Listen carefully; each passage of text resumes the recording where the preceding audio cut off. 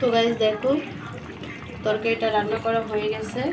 আর ঝোলটা আমি মিডিয়ামই রাখছি, এত ঝোলও না এত শুকনাও না। আর যেহেতু স্বাস্থ্যকর পেঁপে। আসসালামু আলাইকুম, welcome back to my channel. কেমন আছো তোমরা সবাই?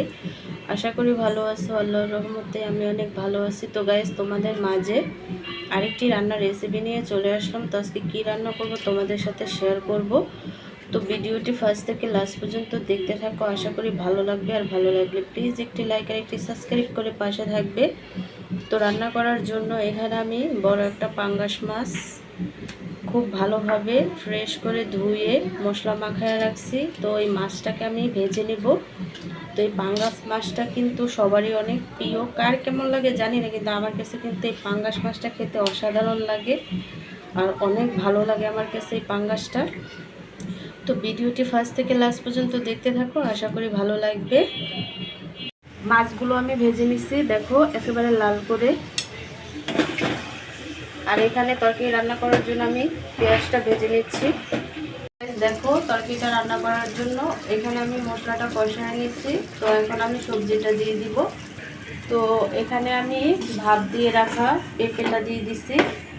আর এই পেঁপেটা দিয়ে আমি মাছের তরকারিটা রান্না করব, কারণ গরমকালে কিন্তু পেঁপে খেতে কিন্তু খুবই ভালো লাগে।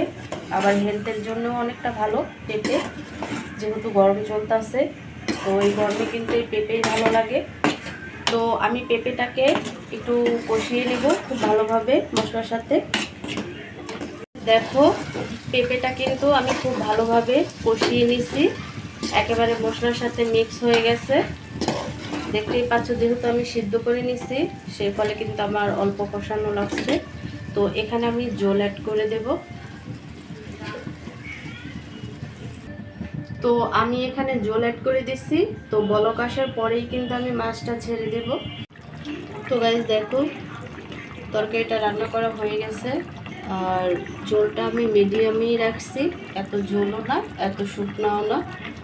আর যেহেতু স্বাস্থ্যকর পেঁপে, সেই হিসাবে কিন্তু একটু ঝোল থাকলে ভালোই লাগে।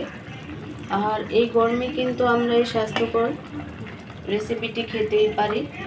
এই সবজিটি কিন্তু হেলথের জন্য অনেকই উপকারী। তো আমি গরম আসলেই কিন্তু এই পেঁপেটা একটু বেশি করে খাই, কারণ হেলথের জন্য ভালো। তো গাইস আজকের রেসিপিটি কেমন লাগছে অবশ্যই কমেন্টে জানাবে। তো অন্য কোনো রেসিপি নিয়ে তোমাদের মাঝে আবার চলে আসব। আজকে এই পর্যন্তই, সবাই সুস্থ থাকবে, ভালো থাকবে, আল্লাহ হাফেজ।